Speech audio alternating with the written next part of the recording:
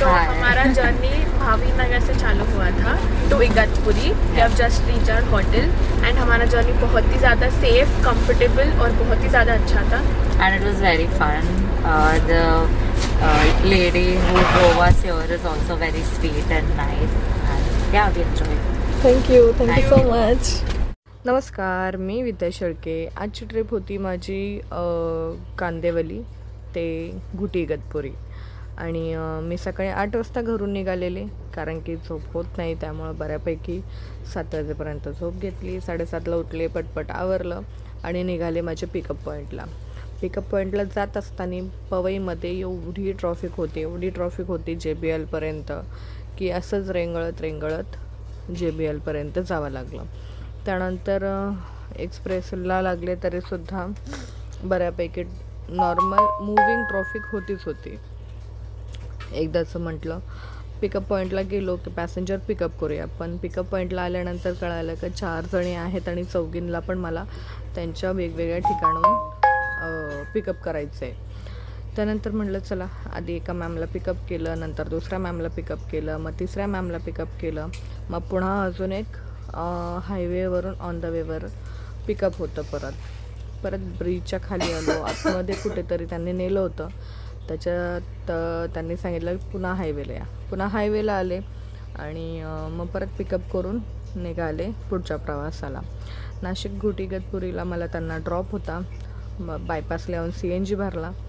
समृद्धीने जायचं होतं, त्यामुळे आधी CNG भरून घेतला आणि लगेच म्हटलं तर समृद्धीला लागूया. मला वाटलं चहा नाश्त्याला कुठे थांबतील, पण त्यांनी सांगितलं की नाही, हमें कुछ खाने का नहीं है, आप चलो, पहिले हमें ड्रॉप करतो. म्हटलं ठीक आहे. मस्त मजा वगैरे करत त्यांचा प्रवास मी एकदम सुखरूप पार पाडला. त्यानंतर लोकेशनवर आलो. त्यांनी सांगितलं नाही, पहिले फूड मॉल के पास चलिए, हमें पार्सल लेना है, उसके बाद हमें ड्रॉप करना. परत फूड मॉलकडे गेलो. त्यांना पार्सल वगैरे घ्यायचं होतं. पार्सल वगैरे घेऊन परत त्यांच्या रिसॉर्टला निघालो. रिसॉर्टला जात असताना पण मला वाटलं परत त्यानंतर त्यांच्या लोकेशनवर पोचून त्यांना परत अजून काही ऑन द वे सामान घ्यायचं होतं. ते काही शूट केलं नाही, कारण की दाखवण्यासारख्या नव्हत्या त्या गोष्टी. त्यानंतर निघालो त्यांच्या रिसॉर्टला. खूप आतमध्ये होतं, म्हणजे बायपास हायवेपासून बरंचसं लांब होतं. हे होतं त्यांचं रिसॉर्ट, हॉटेल, जे काही तुम्ही म्हणत असाल ते. त्यानंतर त्यांनी सांगितलं की आगे थोडासा ड्रॉप कर दीजिए. ऑलरेडी तिथं सावलीत एक गाडी लागलेली होती. मग मी त्यांना उन्हातच सोडलं आणि त्यांचा फीडबॅक व्हिडिओ घेतला. ऐकूया फीडबॅकमध्ये. हाय, तो हमारा जर्नी भावी नगर से चालू हुआ था to Igatpuri. We have just reach our hotel and हमारा जर्नी बहुत ही ज़्यादा सेफ, कंफर्टेबल और बहुत ही ज़्यादा अच्छा था. And it was very fun. The lady who drove us here is also very sweet and nice. And yeah, we enjoyed.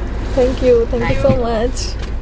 Feedback video घेऊन परत मी निघाले. त्यांना ड्रॉप केलं आणि लगेच म्हटलं नाशिकला निघूया. नाशिकवरनं एक पिकअप होतं माझं.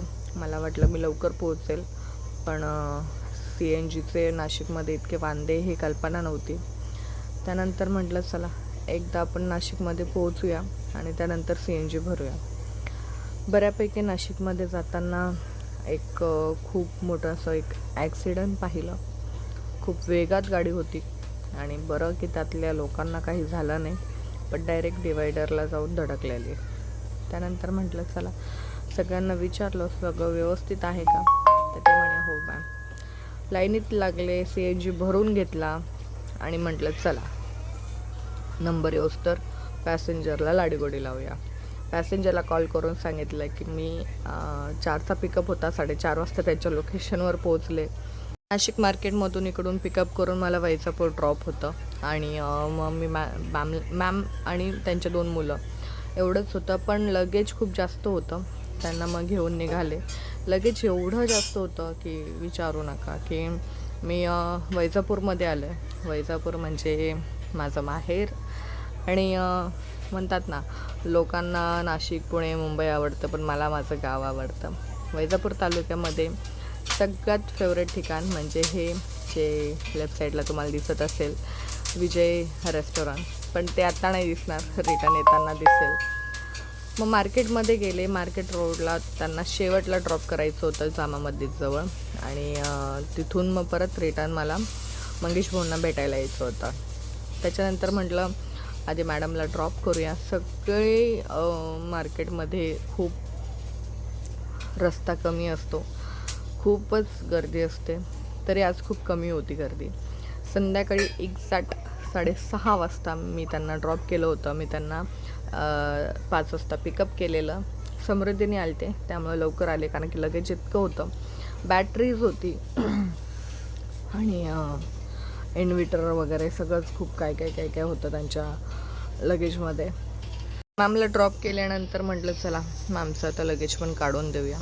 तर मला वाटलं होतं की मी आरामात ते लगेज वगैरे त्यांचं काढून देईल, पण इतकं जास्त लगेज होतं, त्यांच्या गल्लीत गाडी जात नव्हती. बॅटरी हलवून पाहिली, बॅटरी दोघींकडनं पण हलली नाही. त्याच्यानंतर मग मॅमला म्हटलं तर कोण येईल. बराच वेळ 20 मिनटं वाट पाहिली की कोणीतरी येईल आणि ते सामान नेईल. कोणीच नाही आलं. मग तिथल्याच एका दुकानातल्या एका दादांना म्हटलं एवढी बॅटरी आम्हाला फक्त खाली उतरून द्या, म्हणजे माझी गाडी मोकळी झाली का मी निघायला मोकळी. एकट्यांना उचलण्याजोगी नव्हतीच, खूप जड होती. त्या दोघांनी ती बॅटरी खाली घेतली, पटपट बाकीचं सामान त्या मॅमने काढून घेतलं आणि मग मी निघाले मंगेश भाऊंच्या हॉटेलवर. का तर जाम भूक लागलेली होती, सकाळपासून काही खाल्लेलं नाही. CNGच्या नादात, प्रवासांना त्यांच्या लोकेशनवर सोडायच्या नादात. त्यानंतर म्हटलं शनी मंदिराजवळ गाडी लावली आणि समोरच विजय रेस्टॉरंट होतं, जे मंगेश भाऊंच्या मामांचं आहे. त्यानंतर म्हटलं चला आधी जाऊन काहीतरी खाऊन घेऊया. हे काका बसलेले, मला वाटलं त्यांना त्रास होईल, पण ते म्हणे अगं काही हरकत नाही, राहू दे. मग मी हॉटेलमध्ये आले. त्यांनी एक छान अशी मिसळ आणली. बघा सगळे रेट रिजनेबल आहे, 10, 20, 50 रुपयाच्या आतच सगळं काही मिळतं तुम्हाला इथे. अशी रेस्टॉरंट तुम्हाला कुठेच मिळणार नाही. म्हटलं येऊ द्या, काही असो, पटकन येऊ द्या, जाम भूक लागली. मिसळ घेतली आणि इतकी चविष्ट आहे. कधी तुम्ही वैजापूर तालुक्यात आले तर नक्कीच इथली मिसळ ट्राय करायला विसरू नका, इतकी छान होती. त्यानंतर म्हटलं थोड्या गप्पा मारल्या, चहा वगैरे घेतला. मग काकांना भेटले. काकांचंही हॉटेल खूप छान आहे, मिठाईचे हॉटेल आहे. ते स्वतः ह्या वयातसुद्धा चिवडा वगैरे बनवतात आणि खूप छान बनवतात. त्यांच्या हे हॉटेलला नक्कीच व्हिजिट करा, कारण की यांच्या हातांची चव तुम्हाला कुठेही मिळणार नाही. जगात भारी काकांची लस्सी. त्यानंतर म्हटलं चला आता पुन्हा CNG भरायला जायचं होतं, पण मंगेश भाऊ म्हणे थोड्या वेळ थांबा, तुमचे अजून एक फॉलोअर्स येतात ते. मग हे दादा आले आणि ते सांगू लागले की विद्यार्थी आम्ही तुमचे व्हिडिओ खूप बघतो आणि खूप छान असतात, प्रेरणादायी असतात. मग त्यांना सांगितलं हो दादा, हे सगळं माझ्या भावामुळं होतं, जे आहे मंगेश भाऊ. आणि ते सांगत होते की मला 3 मुली आहेत, मी त्यांनाही तुमच्या इतकंच सक्षम करणार आहे. म्हटलं ऑल द बेस्ट. मुली स्त्रिया कुठेच मागं नसतात, फक्त त्यांना प्रेरणा देणारी लोक त्यांच्या आयुष्यात कमी असतात. त्यानंतर मंगेश भाऊ माझ्यासोबत निघाले, विजूभाऊ निघाले, आम्ही सगळे, संजूभाऊ निघाले. आम्ही सगळे CNG भरायला परत पंपावर निघालो. वैजापूरमध्ये 2 पंप आहे CNGचे आणि इकडं दोडी पंपावर CNG होता. त्यानंतर इथे आहे टॅक्सी स्टँड, जे बाहेर कुठेही प्रवास करायचा असला की लोक इथून टॅक्सी बुक करतात. त्यानंतर आम्ही पंपावर बऱ्यापैकी पोहोचलो आणि CNG वगैरे भरायला गाडी लावली. ही असती मैत्री, ही असतात माणुसकी, जी लोक माझ्या आयुष्यात आधीच्या पप्पांना 2022मध्ये साप चावला होता, तेव्हा पण मंगेश भाऊनी माझ्यासाठी खूप काही केलेलं, खूप 2 टायमाचा डब्बा वगैरे, खूप म्हणजे त्यांच्या उपकारांची परतफेड नाही, मी एवढं सांगेल. त्याच्यावरून तुम्ही अंदाज लावा की किती इम्पॉर्टंट आहेत ते माझ्या लाईफमध्ये. त्यानंतर मग लोकेशनवर पोहोचले संभाजीनगरला. सरांना पुन्हा मुंबई एअरपोर्टला ड्रॉप होता. त्यांना वाटी लावायचा कार्यक्रम सुरू झाला. बाहेरगावी राहतात सर, त्यामुळे त्यांच्या वाईफने खूप छान असं त्यांचं औक्षण वगैरे करून घेतलं आणि त्यांच्या मुलांना वगैरे ते भेटले आणि लगेचच आम्ही निघालो आमच्या पुढच्या प्रवासासाठी. लगेच वगैरे मी अगोदरच बॅग वगैरे त्यांच्या अगोदरच गाडीमध्ये लोड केलेल्या होत्या. त्यानंतर मग मुलगा काही राहत नव्हता, त्यांना लाडीगोडी लावून फायनली आम्ही आमच्या पुढच्या प्रवासाला सुरुवात केली. 2000चं पेट्रोल टाकलं आणि समृद्धीला लागलो. समृद्धीला आल्यानंतर म्हटलं समृद्धीला पण एक CNG पंप आहे म्हणतात. वैजापूरचा CNG भरलेला तो बऱ्यापैकी संपला होता. त्यानंतर म्हटलं चला आता CNG भरूया. भाऊने CNGला गाडी लावली, पण CNGच नव्हता, संपलेला होता. कधीच इथं CNG राहत नाही. काहीतरी 2 किलो CNG बसला आणि संपून गेला. त्यानंतर म्हटलं तर सिन्नरशिवाय पर्याय नाही. सिन्नरला उतरले. सिन्नरला आल्यानंतर कळालं की इथे पण CNGला खूप मोठी लाईन होती. म्हटलं आता जाऊ द्या, कारण की त्यांचं मला बरोबर एक्झॅक्ट 3 वाजता त्यांना ड्रॉप होतं. त्यामुळे इथं रेट वाढले म्हणून CNG पंप बंद होता.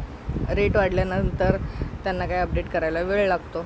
त्यांनी CNG दिला नाही. त्याच पेट्रोलवर मी सरांनी झोपून घेतलेलं. म्हटलं चला पुढचा प्रवास आता सुखद सरांचा आपण करून देऊया. मुंबईमध्ये म्हटलं तर फायनली आपण एकदाचं पोचलो की टेन्शन नाही.